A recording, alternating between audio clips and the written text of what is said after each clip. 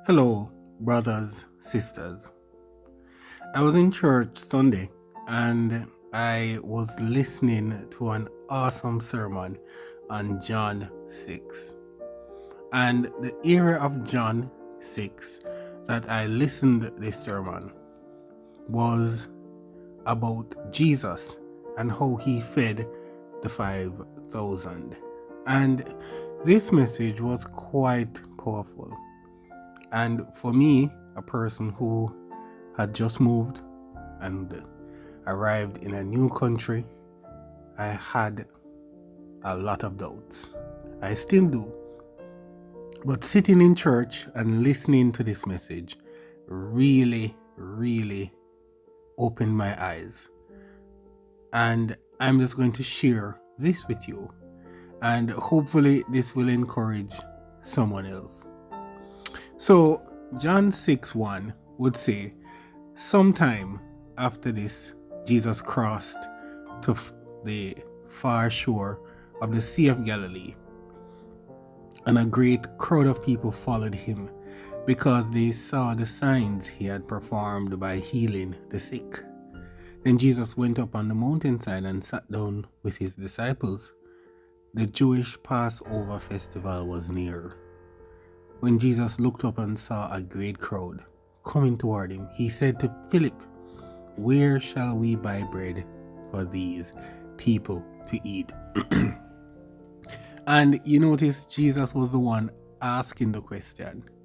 And the following verse would say he asked this only to test him.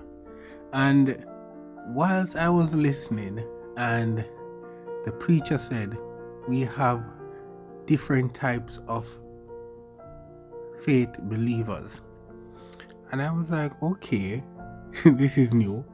And his words really touched me based on his use of this passage.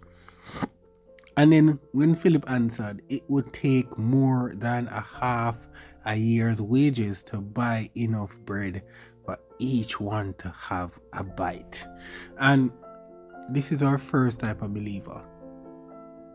The one that is pessimistic. And we look at other examples. For example, in 2 Timothy 3, where it says, we know the power but deny it. And here we have a person that is walking with Jesus. And like me, like many of you out there, we are walking, but we're still young in our steps. And here we have Philip saying, this is so great, we can't do it. And he was asked by Jesus himself, how much? And in doubt, he answered an astronomical figure. But little did he know that the person who he was asking the question had all the answers. And this was just a test. And while the preacher was there talking, I was there and I was like, look at all what God has done for me. And now that I've moved, I'm having great doubts. I'm not being faithful in a positive way. And so Philip, like myself, looking at the situation, had a pessimistic outlook. We need so much, but we don't. Right now, in my doubtful mind, I'm saying I have nothing. But with Jesus on your side, you have everything. And we now move on to another disciple, Andrew, which is Simon Peter's brother. And he said, and this is the next type of faith believer, there is a boy with 5 small barley loaves and 2 small fish. But how far will they go among so many? And when the preacher opened his mouth and said, This is the logical faith believer.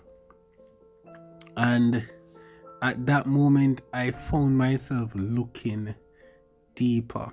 And I would have heard this story, but I've never taken this meaning from it. And that is why fellowshipping, especially at church, is very important.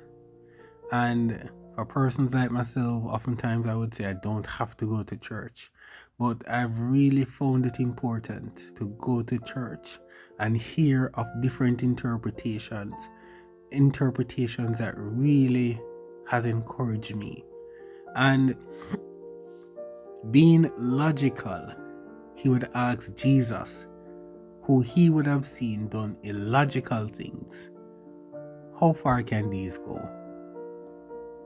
And in our modern lives, where we are more logic minded possibly than ever before, if we can see it, we oftentimes won't believe it, especially when you're not fully connected to the main vine.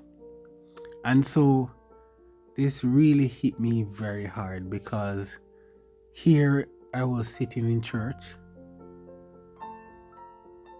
here a person from another land sitting in church having doubts, and this message was preached just for me. And I said to myself, I need to break away from some of my logics, because oftentimes what you see oftentimes fail what is actually so.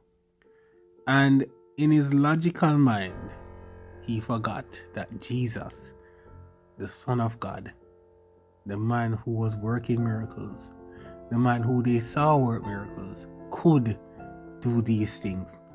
So Jesus asked these questions.